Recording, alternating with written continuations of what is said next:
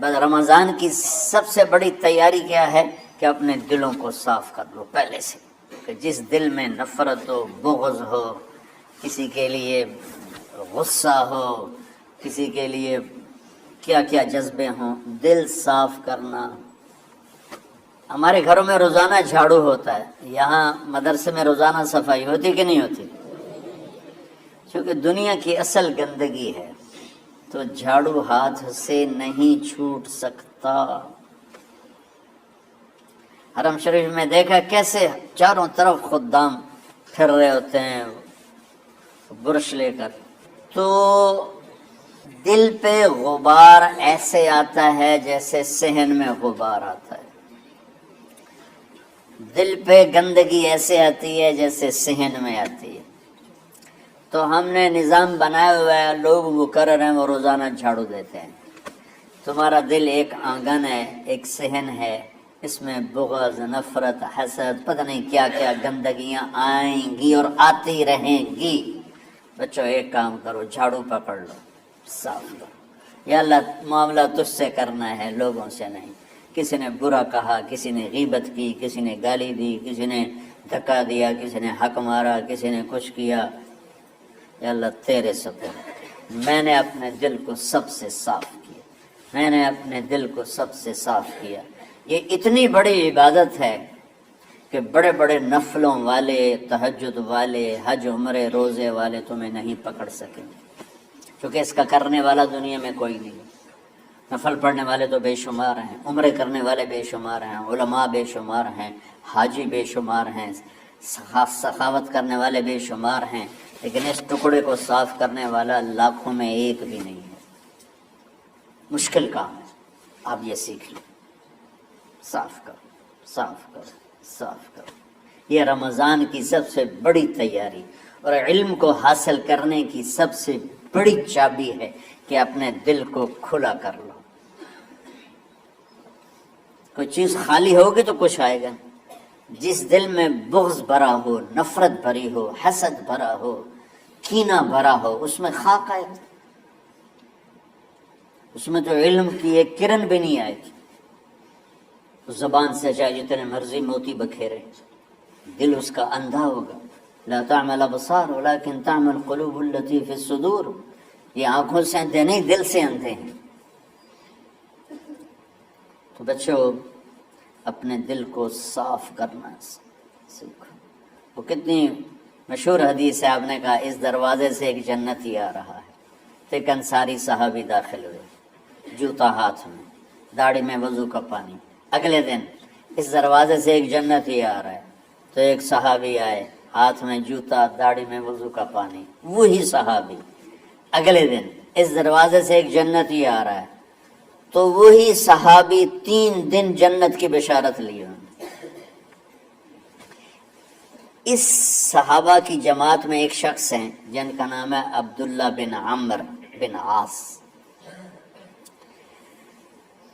ان سے بڑا عبادت گزار صحابہ میں کوئی نہیں تھا، نہ سابقین میں نہ متاخرین میں، نہ پہلوں میں نہ بعد والوں میں۔ ان کی عبادت کیا تھی؟ ساری رات جاگنا، سارے دن کا روزہ، اور ایک ختم قرآن صبح سے شام تک۔ اتنی اللہ نے طاقت دی تھی۔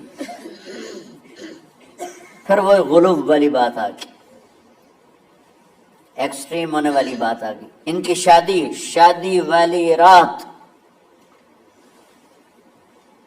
حجلہ عروسی میں داخل ہو رہے ہیں، دلہن کے کمرے میں داخل ہو رہے ہیں، اور مصلی بچھا کے اللہ اکبر، اور دیر نفل تے نفل، دیر نفل تے نفل۔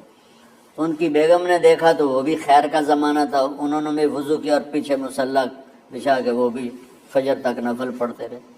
صبح ہوئی تو حضرت عمر بن عاص رضی اللہ عنہ نے پوچھا بیٹی رات کیسی گزری؟ کہا جی ماشاءاللہ آپ کے بیٹے تو بڑے عبادت گزار ہیں، ساری رات نفلوں میں ہی گزری۔ تو وہ ان کو شکایت کر دی۔ حضرت عمر بن عاص کو اتنا غصہ چڑھا، بیٹے کو تو کچھ نہیں کہا، کتنی حکمت کی بات ہے، سیدھے گئے اللہ کے نبی کے پاس، یا رسول اللہ یہ عبداللہ دیکھیں کیسا نادان ہے، اس کی شادی کی ساری رات نفل پڑھتا رہا۔ تو آپ کہتے ہیں ماشاءاللہ ماشاءاللہ کتنی بڑی بات ہے۔ نفلوں میں گزر گئی، رات بھی نفلوں میں گزر گئی۔ تو آپ نے حضرت عبداللہ بن عمر کو بلا کے ڈانٹا کہ تو نے مہینے میں 3 دن روزے رکھنے ہیں، بس اس سے زیادہ نہیں رکھنے،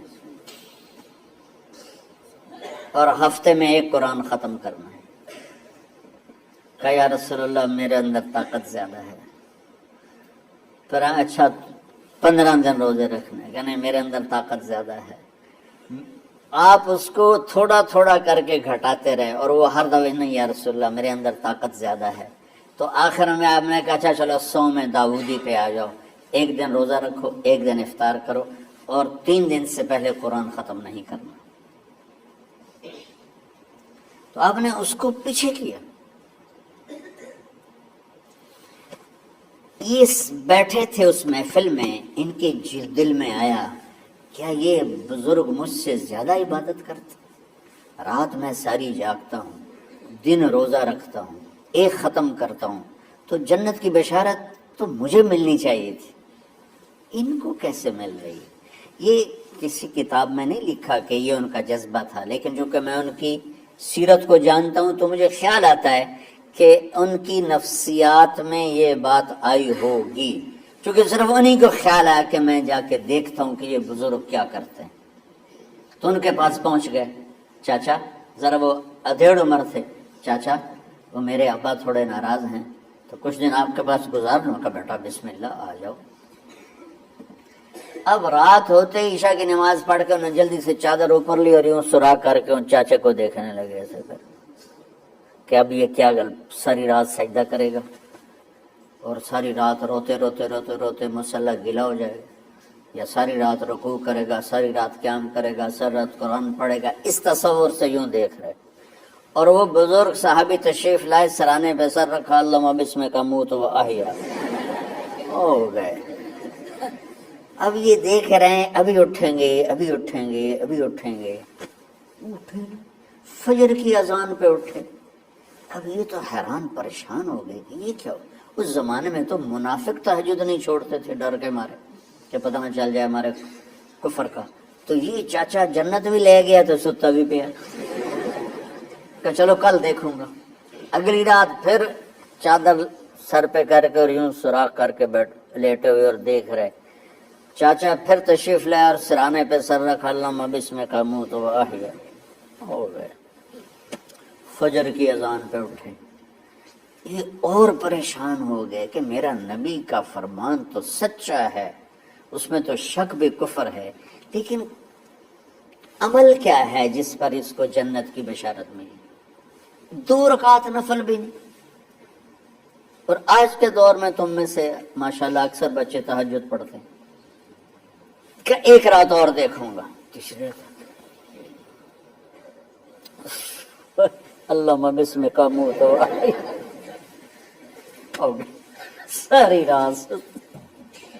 تو تیسری رات پھٹ پڑے عبداللہ بن عمر، کہنے لگے چاچا میری ابا سے کوئی لڑائی نہیں تھی، 3 دن میں تیرے بارے میں سنتا رہا، جنتی جنتی جنتی۔ میں دیکھنے آیا تھا کہ آپ کیا کرتے ہیں، آپ تو کچھ بھی نہیں کرتے ہو، ساری رات سوتے رہتے، اب کیا کرتے ہو؟ میں نے کہا بیٹا یہی ہے جو تم نے دیکھا ہے۔ اب ان کو سمجھ میں نہیں آ رہا کہ یہ جوڑ کیسے بیٹھا ہوں، ادھر جنت کی بشارت، ادھر ساری رات خراٹے، اب یہ اس میں جوڑ کیسے بیٹھا ہوں، کیونکہ نبی کی بات تو غلط ہو نہیں سکتی۔ تو اب وہ نا ایسے نا بڑے بے دل سے ہو کر واپس مڑے، پتہ نہیں کی چکر ہوئے گی کوئی گل۔